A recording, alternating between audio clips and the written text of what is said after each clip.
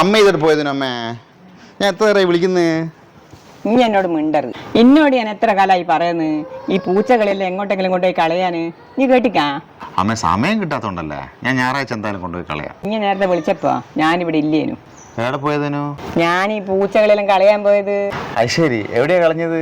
നമ്മൾ ആശ്രമത്തിന്റെ ബേക്കില് അങ്ങ് കുറേ ദൂരെ ഒരു കാടുണ്ട്, ആടെ കൊണ്ടുപോയിട്ടാ കളഞ്ഞ്. അത് ശരി.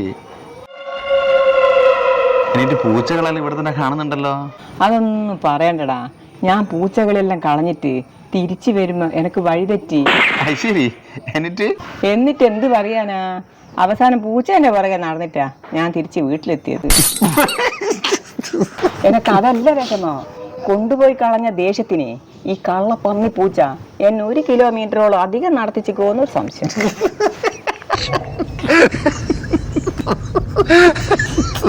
നമുക്ക് പറ്റിയ പണി എടുത്താ പോരെ.